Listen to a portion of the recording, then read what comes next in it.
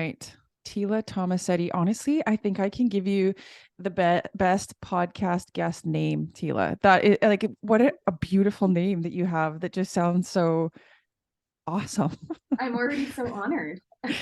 Um, so I love to start these episodes by setting the stage. And we're going to be talking today about birth trauma. And I always want really quickly because this podcast is called the Pelvic Floor Project. And I think some people will be like, what the heck? Why are we talking about birth trauma? This is the Pelvic Floor Project.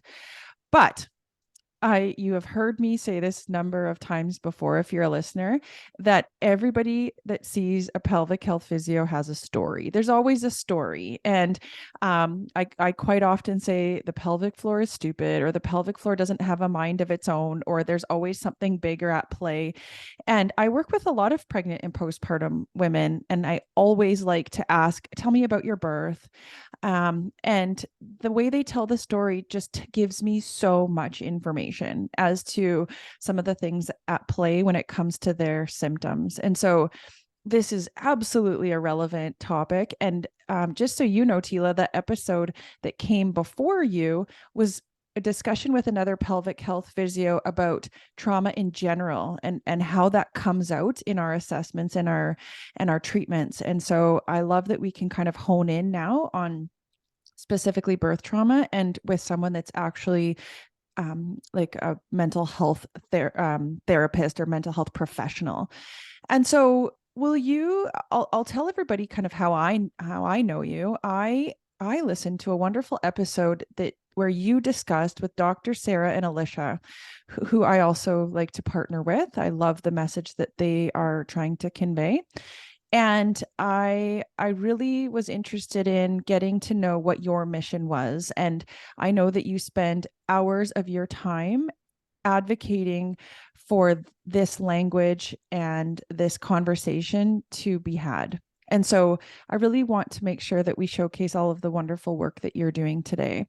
So, with all that said, before we get into it, will you introduce yourself so that everybody knows who the the lovely person behind the wonderful name Teela Tomassetti is? Well, Melissa, I just feel so special already. Hi, everyone that's listening. As shared, my name's Teela Tomassetti, and I am a registered provisional psychologist in Alberta, Canada. And I am also a doctoral student. I'm actually nearing the end of my coursework. I've got my last few electives to go. I can see the light at the end of the tunnel. And then I'll be starting my doctoral project soon, and it will be in the area of birth trauma. But before this world that I entered into, that kind of came to me in a variety of different ways, I was a trauma therapist and specialized in like domestic violence, sexual assault, childhood sexual abuse, as well as tragic losses. So it's been almost 2 decades of working with trauma. Hmm. And I want to know, so how did you, was it kind of, and I definitely don't want to put you on the spot, but I do know that you've shared a lot about your own personal journey. But did you find that it, because I all most pelvic health physios make their way to pelvic health physio too, because like, whoa, something's different. I want to learn more about this, and I want to help the next person not go through some of the things that I went through. Will you talk a little bit about your venture into this area then of trauma? Yeah, so it started about 5 years ago, and I was sitting across the couch from my best friend who had just given birth. And I had went to go visit her. She had just got home from the hospital, and I wanted to meet her daughter and see how she was doing. And so I asked her how the birth went, and she immediately broke down in tears and described to me birth trauma.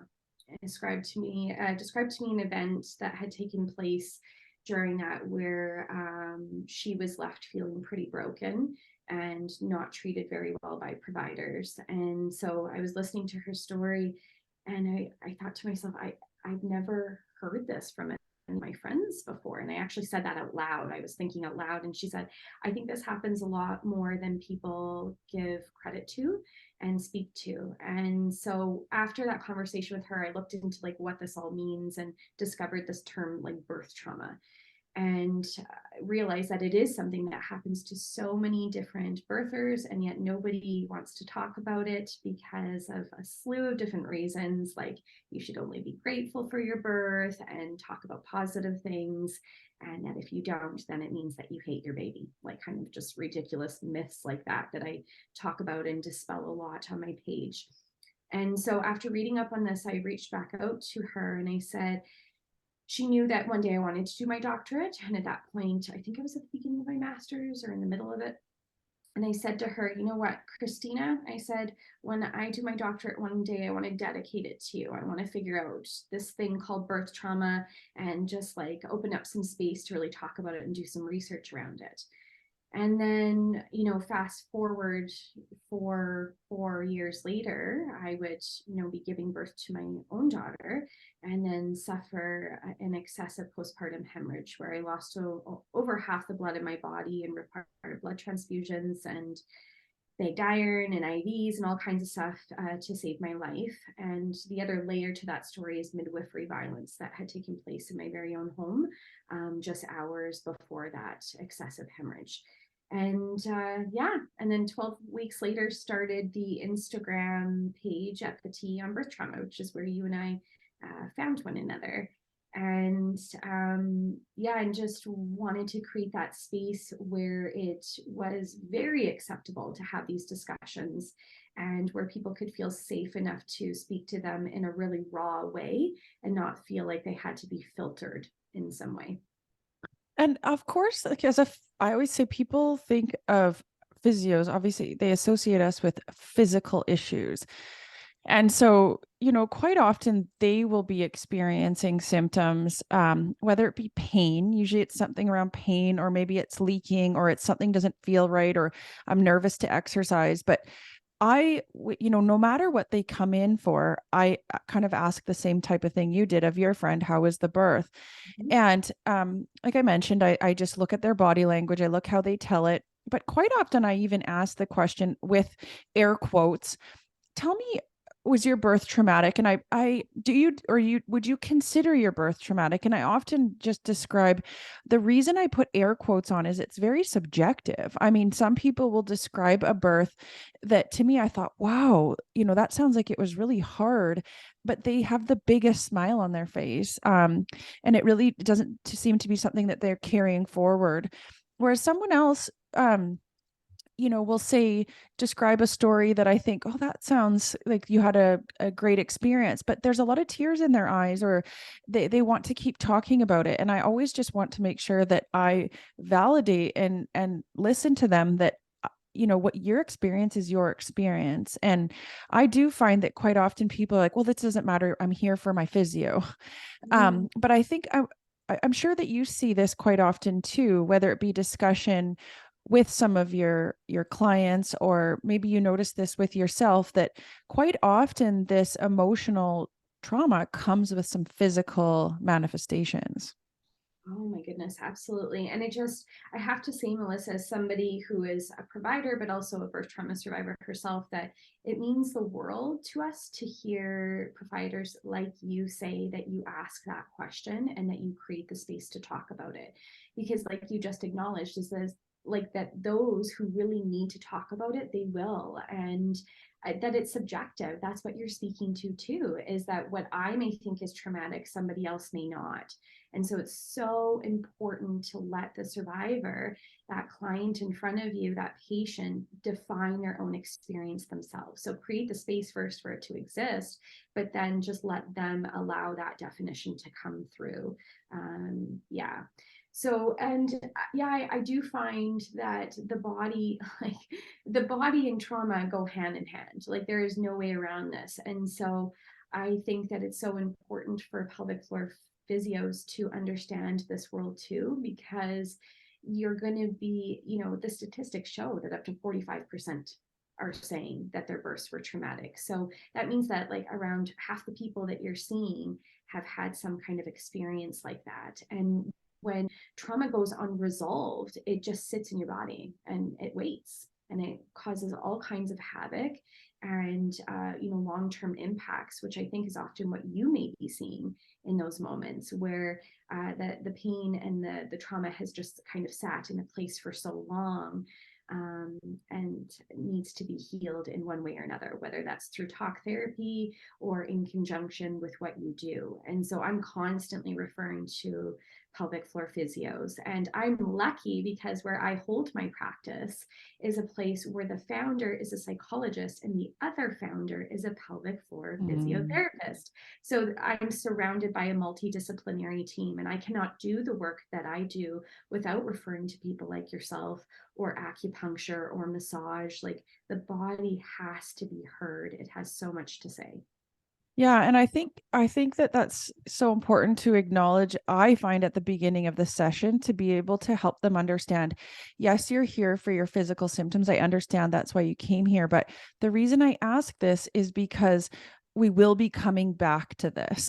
Just because I want to show you physically where your symptoms are, show you with the model or help you understand, but we're going to get into things like habits you have around holding tension, or how you breathe, or how you sit when you feel pain, and what things come to mind. And so I think it's important to be able to acknowledge that as physios, even though sometimes we think it's outside of our scope, we like asking those questions is not so outside of our scope. And I thought a nice way to kind of tie in a lot of your messaging and how it relates to what we do as physiotherapists. I spent some time looking at your Instagram feed and pulling out some of the excellent quotes that I see pop up every once in a while. And I thought, if it's okay with you, I'm going to share some of those quotes, and then let's just talk a little bit about them, so that we can show how both the emotional and physical symptoms kind of fit together. Sure. And I think what we were talking about first feeds really nicely into this one that I saw. It says, "Repeat after me. How my nervous system responded because of birth trauma doesn't define me as a parent." Mm. So I'm interested if you talk a little bit about that, Teela.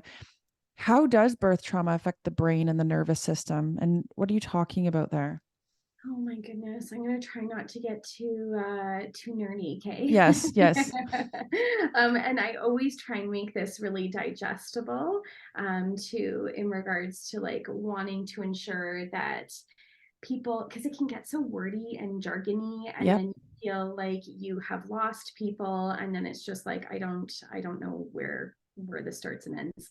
So here's kind of like the best way to break it down is that there are three significant parts of our brain that are impacted directly when we've been through trauma. And so what happens is that when we encounter that, our fight, flight, freeze system is ignited, and it flies into form because it wants to protect us in some way, and it does the absolute best that it can. And that's something that I try to remind people all the time, is that your body and your brain, your whole system did the best that it could. But what ends up happening after trauma has come to be and manifested in that moment is that three significant parts of our brain are impacted. And so there's the amygdala, okay, and there is the hippocampus and the prefrontal cortex. And all three of those things, and I won't go into too much detail, take a hit. And so most often what happens is that they shrink as a result. And those are really important things that we need every single day. This is where we hold and maintain memory, as well as like the formation of memory and how we hold that. And so that's why you'll see people with like flashbacks and nightmares and things like that, is because those particular portions of the brain don't know what to do with this information, and so it just kind of runs on a repeat in the brain because it can't make sense of it. And that's where like that part of the prefrontal cortex comes into play too, because that's like our smart brain. So if you have any toddlers at home, that part of the brain has not been developed. That does not actually fully develop in us until we're 25. But that is like our being rational, our ability to communicate, our ability to problem solve. And so all three of those areas take a significant hit. And so that leaves the survivor in a state of just not being able to be themselves in any way that they knew that existed prior to that traumatic event. And so it really impacts how they communicate, how they're able to problem solve as a new parent, how they're able to sleep because of all of these trauma symptoms. And so we're so quick to blame ourselves and be just kind of consumed by guilt and shame as new parents, saying like, I'm failing at this, I don't know what I'm doing, I can, barely hold it together all day, never mind actually care for this baby I'm doing, I'm not doing a good job, I'm failing. That's the message I constantly see. And when I break this down and explain, like, you are not failing, like your body and your brain is specifically responding to what took place, something that was out of your control that you didn't ask for, and now you're doing the best to like parent in pieces. That's how I explain it. And so yeah, like, who you are as a parent, like, birth trauma doesn't get to define you by that. Like, those are your trauma symptoms, but you as a parent are completely separate from that definition. And so would I want to kind of touch on the part where, you say like different parts of the brain are affected. And I'm guessing that's why, or how you describe that it's so subjective, is that there's so many things that play. I'm just kind of guessing here, Teela, so please tell me if anything I'm saying is not accurate, but I'm guessing that things like previous traumas before, just the way that people cope with stress normally, sleep deprivation going into it, like all sorts of things would play a role in what happens that day. Is that right? It's like that's why you can't say, oh, that is a traumatic birth and that's not, is that everybody's brain and nervous system is already so individualized and so many factors are always influencing it. Um, Things like the care provider around you, the setting that you're in, all of that influences us so differently. So in that moment, how the birth goes can influence us all very differently. Is that right? Oh, absolutely. Yeah. And when we say to people like, you get to define birth trauma, I'm also quick to explain that that doesn't mean we choose it, like that Right. it's like our definition of it, so then we're like choosing to have it.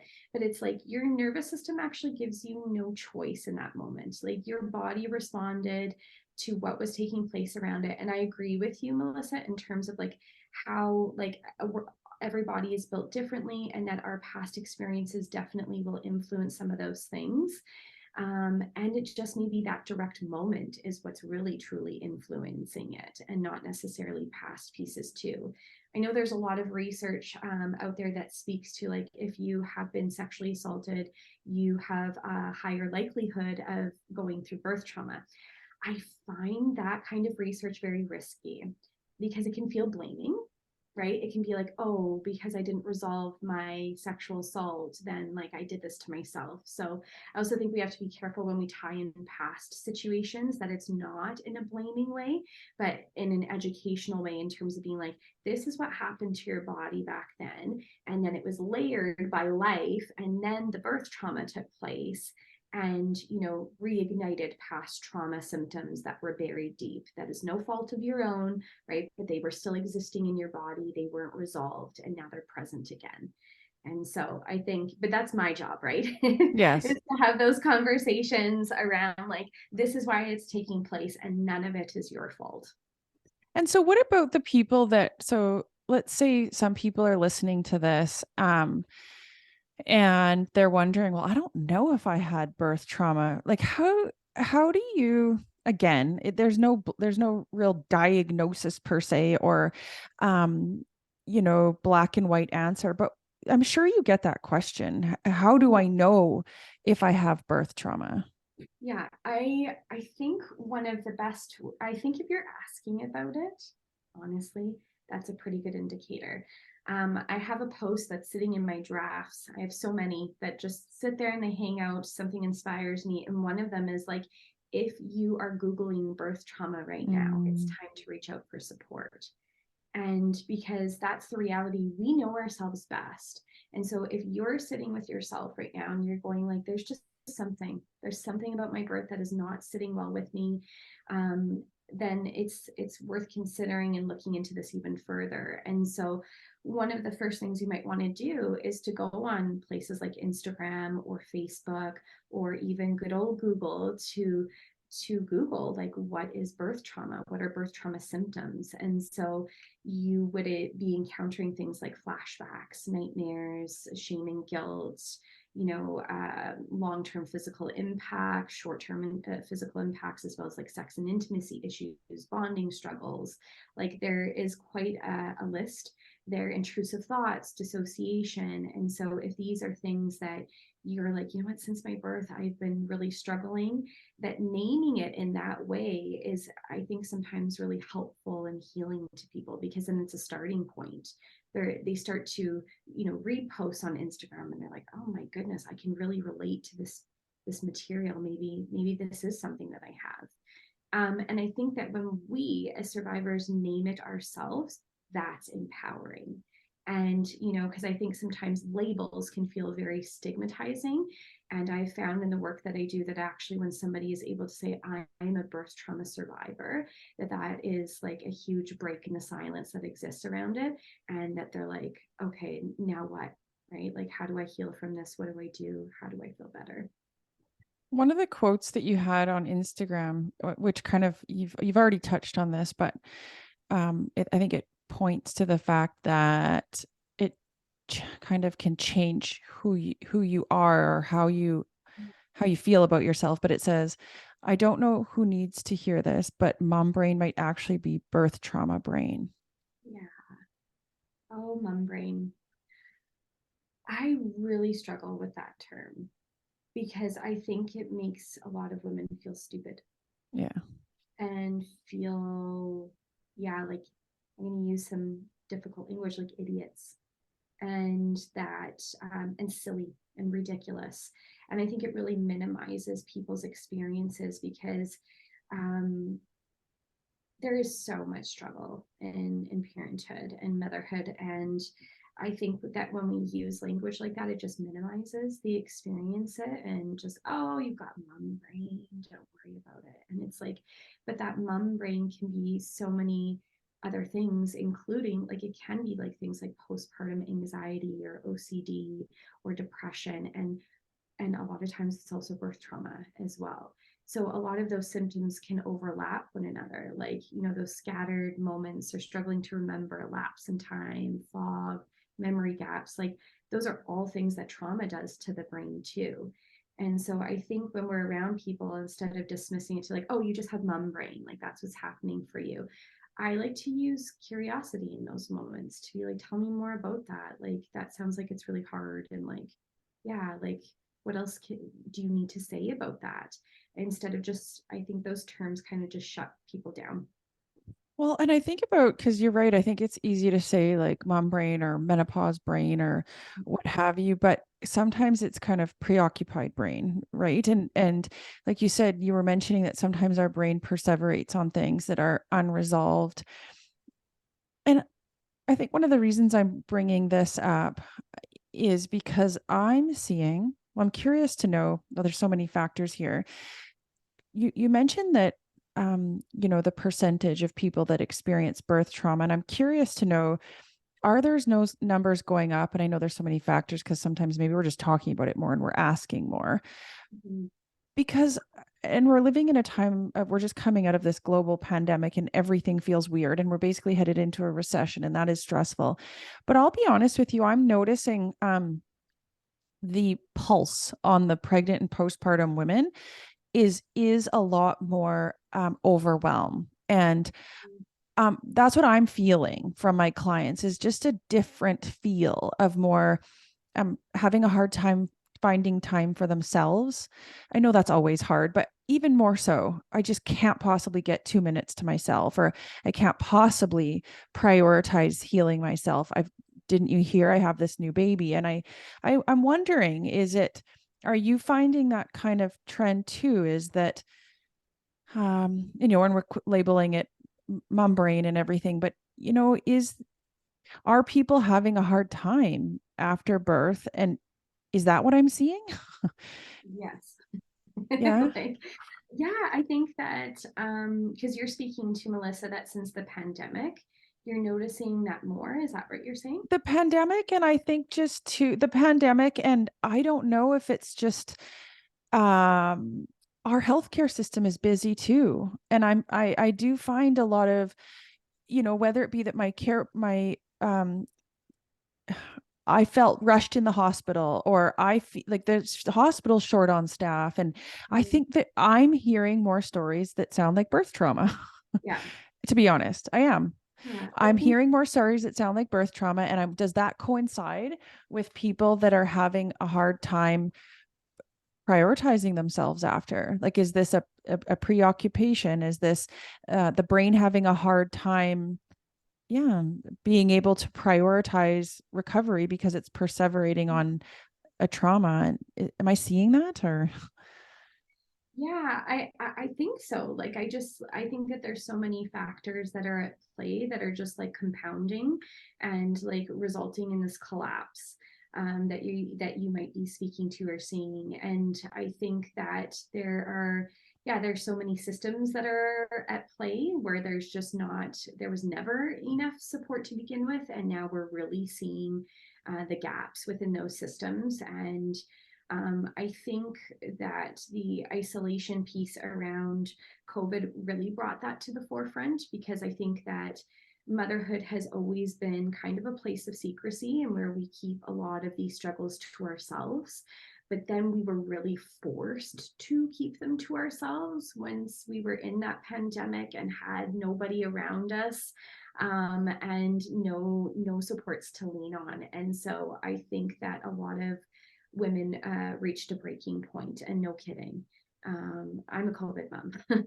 and I don't know anything else because that I'm a first time mom, but I could see as a psychologist as it was unfolding within me as a COVID mom, being like, this is not good. Like, this is because, birth trauma, it truly grows off of isolation.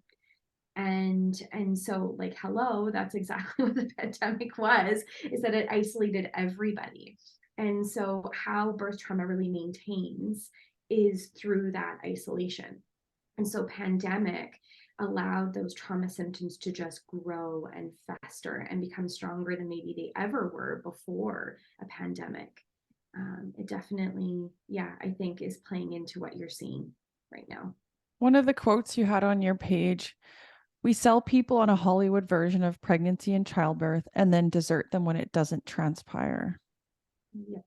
Oh man, I just, right now I have the privilege and the honor. I've been asked to write a chapter on birth trauma in a book, and it's actually how I start that chapter out. I explain how we are just sold this image, this idea, this concept from just a really young age as women, around like the perfect birth and what that looks like and who surrounds us and how we look and how we feel, and just like it's so magical, and it's like this happily ever after.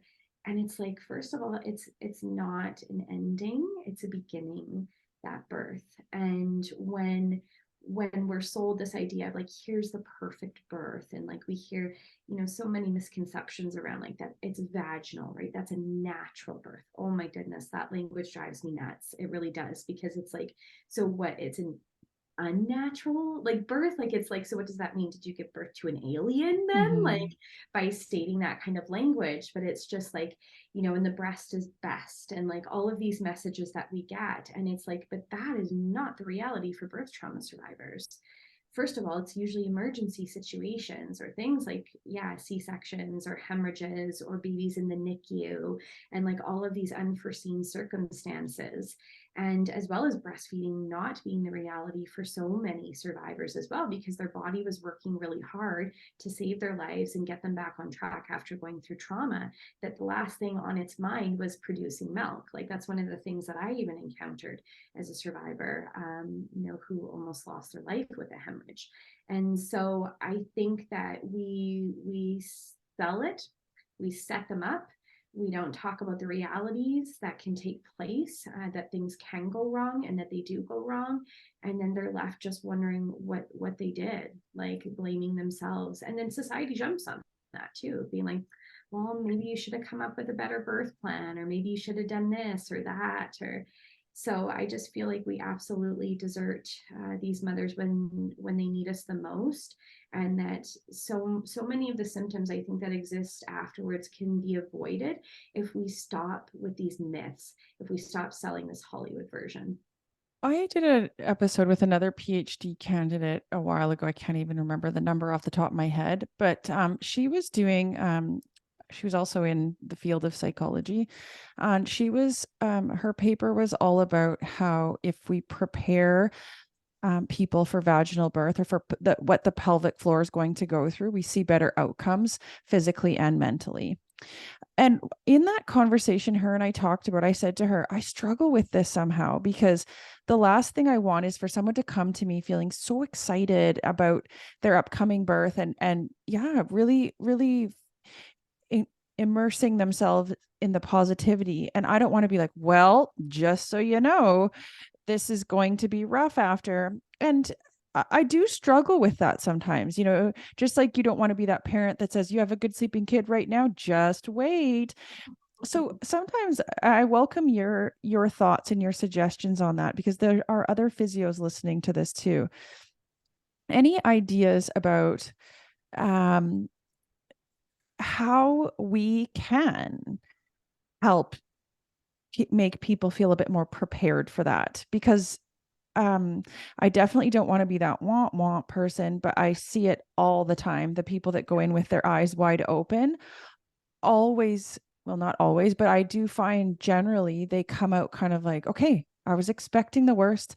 Anything else kind of feels good. I got this. I was prepared for this. Mm-hmm. Do you have any other suggestions for people listening? How do we do that then as care providers without being the negative Nancy?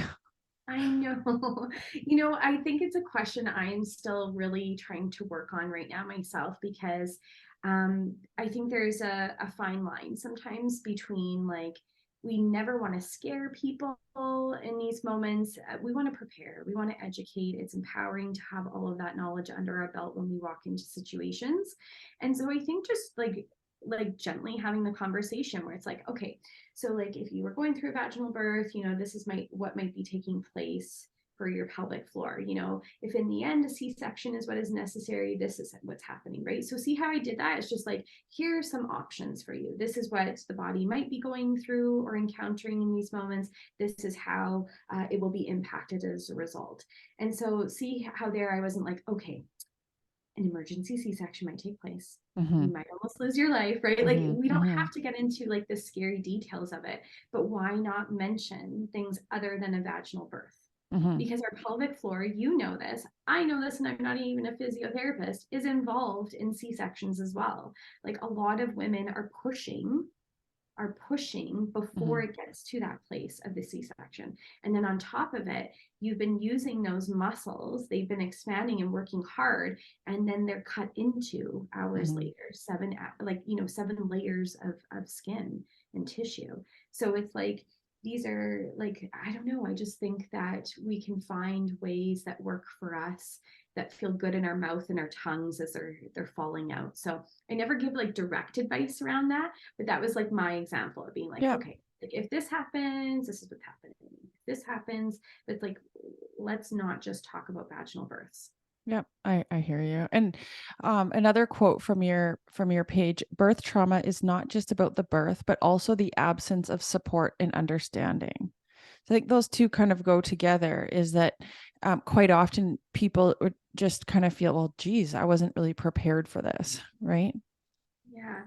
And not only prepared, it's like, there was a quote I read when I first started doing my doctorate. Actually, before that, when I started really delving into the research with birth trauma, and it said that 66% of birth trauma survivors state that at the root of their birth trauma is the treatment or mistreatment by a provider. And so that's really what that quote that you just read is speaking to, is that it's so, and it goes back to us like kind of defining birth trauma, and how you might see it differently from me, is that like so often what people are speaking to is the way that they were made to feel, that it's not necessary, like it's, I almost died. that's not my birth trauma. That's not that part. Actually, I rarely think about. It's not something that's on my mind. What's on my mind and that I'm still battling 19 months later is the midwifery violence in my home, is the way that I was made to feel and the abuse and the neglect that took place there. And so it's that absence of support and understanding and warmth and compassion and trauma informed care that can really produce these trauma symptoms for people because they don't feel safe. And that's where we breed trauma, is unsafety. I can kind of echo that, in that I would say in a lot of ways my birth was on paper traumatic, but I felt, I think about what you said and I felt very supported from everybody around me. So I don't really, when I think about it, yeah, that was a traumatic event, but yeah, I actually just have very positive memories about it. But this, like, they actually, I mean, there's research showing that birth satisfaction is highest dependent on our provider. And isn't that just speak to kind of feeling safe and secure? Um, this is why I quite often say, when people say, when should I reach out to you after? I say, let's make a connection before you have your baby, because then I can talk to you about these really mysterious changes that are happening in your body, help you understand what is going to happen in birth, whether you have a vaginal birth or a C-section. Let me just tell you what's going to happen to your tissues, because sometimes this mysterious area is hard to understand, and then your mind will get the better of you and make up all sorts of stories. But let me help you understand what is going to go on and all the normal things that are not very glamorous that will happen after. Like I always say, you're going to have a hard time controlling your pee. You're going to have to wear a diaper sometimes. You might not be able to hold your poo. You might feel like something's falling out the bottom. That is all normal. And then I find that they're much more likely to reach out to me early after with the questions, instead of just sitting at home waiting for someone to tell them, because we've made a relationship in pregnancy. And so there's that trust factor. And I think same thing, coming down to, the actual birth is who's around you helping you feel safe. And I think you hear the saying all the time, create your village, but what does that mean? I think sometimes it's kind of, what does that actually mean? But I think that's what you're saying, is find people around you that help you feel supported Mm-hmm. for all these unknown things that are coming, right? Because we can't predict everything. Yeah, no, we can't. And this conversation just makes me want to cheer, like it does listening to you say it, because that's trauma informed care. Yeah. Exactly what you just described doing is like preparing people, doing it in really loving, gentle ways, and letting them know things before they even take place, and that you're there for them afterwards. Like this, that's amazing work that you're doing, Melissa. And it reminds me of my own pelvic floor physiotherapist. I'm going to shout her out. It's Callie. She works for Pine Integrated Health. I started working with her before I gave birth, and she's been a support to me then and after. And it made a difference. It did. I knew that Callie had my back and that she loved me in her own way, right? As we do as providers for the people that we work with. And I just knew that she was one of my safe people after that all took place. And yeah, and that she would be there for me in whatever way that I needed her to be. And so you are all doing such important work. And like, I can't stress that enough. So I hope for those physiotherapists who never really connected the two quite yet will really see this after this episode, is that like you can make a world of a difference in the healing and the trauma informed care that survivors get. What about the quote on your page? The 6-week checkup is failing birth trauma survivors. What do you want to know? I got a lot to say on that one. I agree. There's this magical, okay, 6 weeks are good. And then if you're not good, then what? What am I, bad? I think that 6-week checkup, I try to talk a lot about this too, just in that, why are we waiting 6 weeks to get guidance about our body or anything like that? 6 weeks is just a arbitrary number, same as after you have a knee surgery. Let's follow up at 6 weeks. That doesn't mean that 6 weeks is the only time we're going to talk about your knee. But can you talk a little bit about maybe what you meant or what you were trying to shed light on when you posted that quote?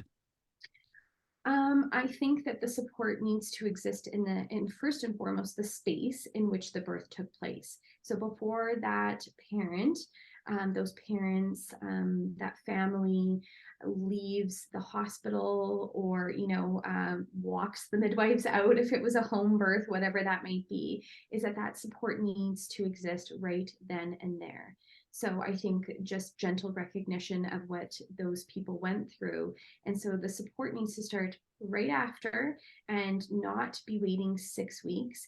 And here's the danger too about the 6 week piece is that it needs to be like at 9 weeks and 12 weeks and like a period of time after, not like a year after, which is very typical in postpartum care. It's like 6 weeks and then, oh, I'll see you next year. And it's like, but for some birth trauma survivors is that they may not even be able to recognize that this has been their experience at 6 weeks because they're in the fog of trauma.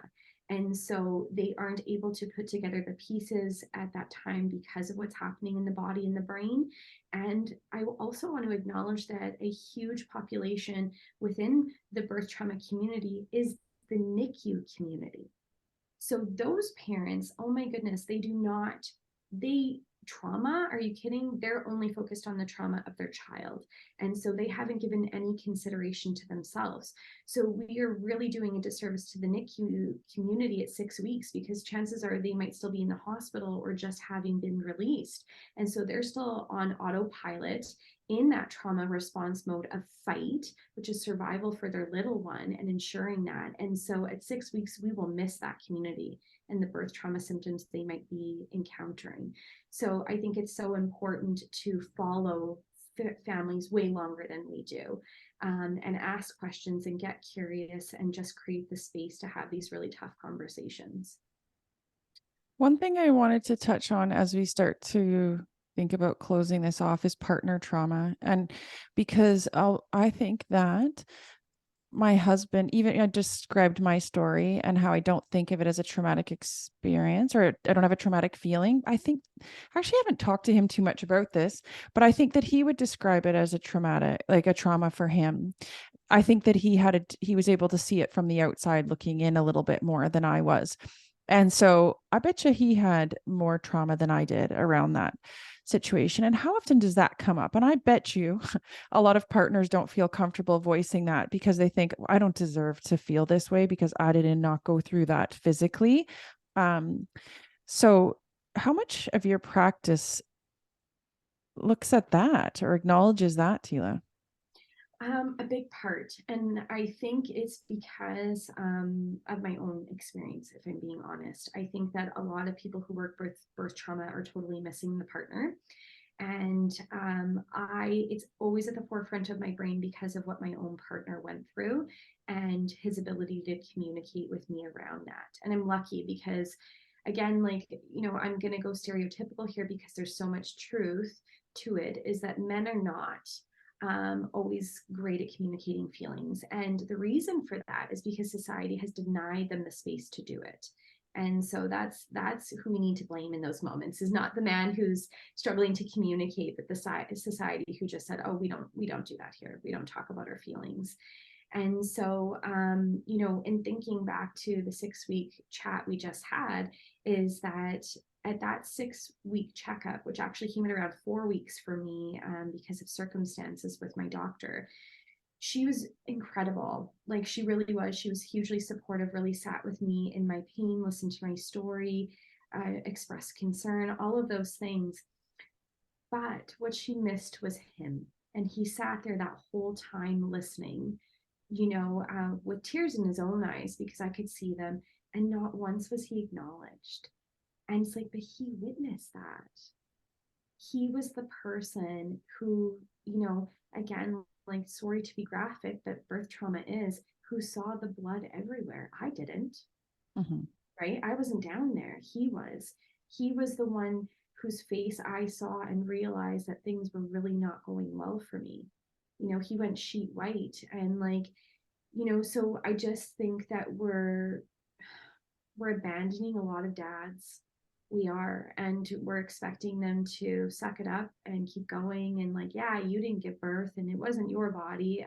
And it's just like, yeah, but they love us and they care for us and they support us. And, he was pretty convinced in that moment he was about to lose his wife.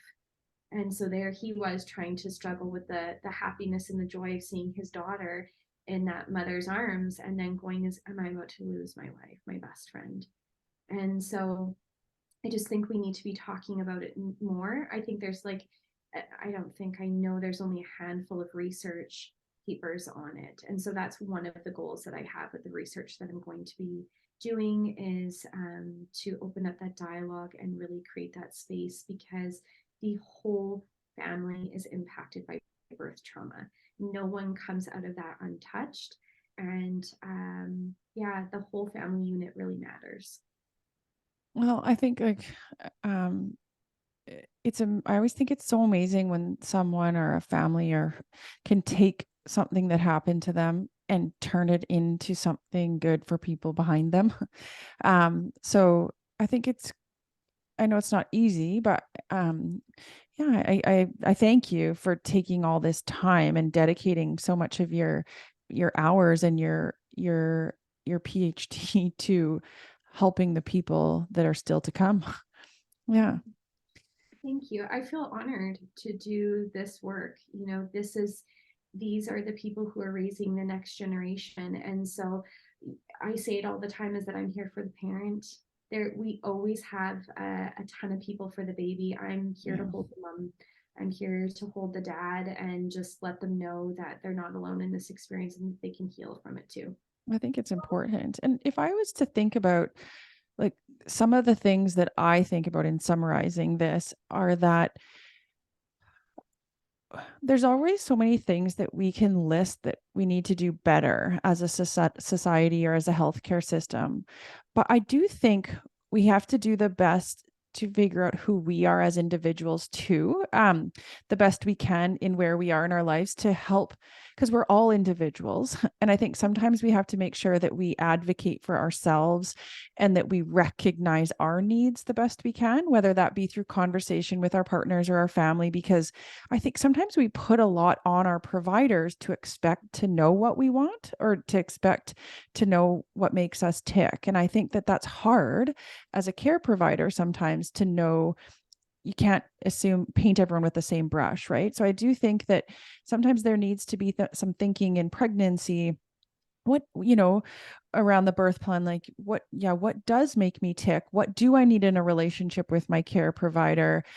Um, to be able to be an advocate for ourselves and to like you said, build that team around you that helps you feel supported, because the physio that makes you feel supported might not be the right fit for somebody else either, right? And I think that that's important for us to acknowledge our differences.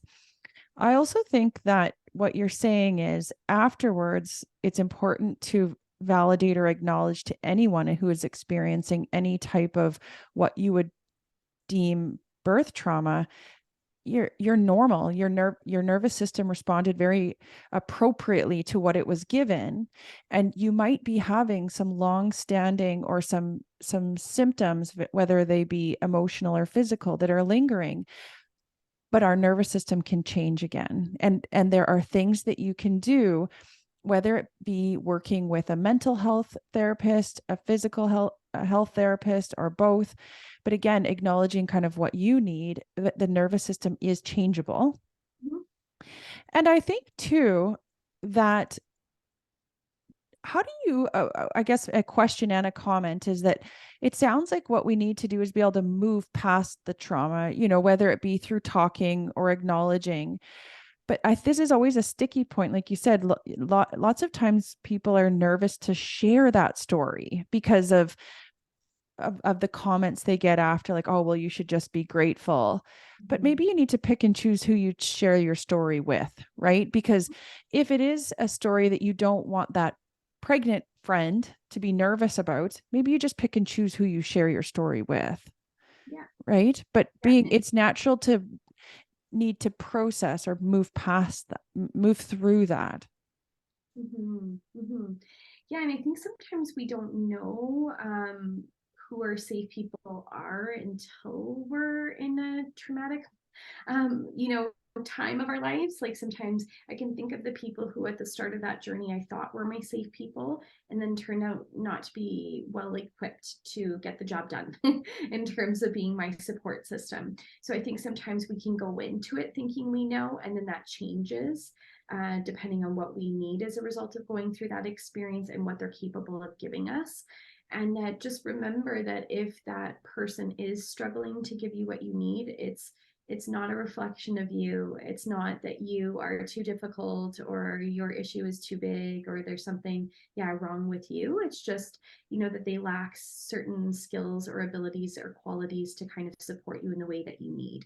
But that there are so many people out there that are capable of doing that. And I think that's sometimes when we really do need to seek out the providers. Like you said, whether it's psychology or the body, I say both. Both are so important. Let's bring them together, because I think, I specialize in EMDR, which is eye movement desensitization and reprocessing therapy. And so it's all about, the brain and the body coming together in order to heal trauma. And in my opinion, you can't heal trauma without tending to both. Any other points of summary that you want to share, Teela? I just think, again, given the podcast that I'm on today, I think the point that I will make is that pelvic floor physiotherapists are very important. And I say that not to put pressure or a sense of expectation on you. I just think sometimes we don't tell our providers that enough, that the work they do is so incredible and impactful. And that, again, just by being warm and compassionate and creating space before actually doing your job, which is so meaningful, you are really helping the person across from you. And just know that us survivors are so grateful to you, because our bodies feel really unsafe after trauma. And so when somebody like yourselves is touching or interacting with them and doing it with such warmth, and again, compassion, that is where some healing can start. So thank you for that to all those therapists who are doing such great work. Yeah. And I think I can't say enough, just like to pick someone to work with that I always say that like, and trust, because just like you choose your friends wisely, choose your therapist wisely, because and if you do have an experience that just doesn't sit right, try someone else. Yes. Because there's no two therapists the same, and it's an important area to feel safe in. Mm-hmm. Definitely.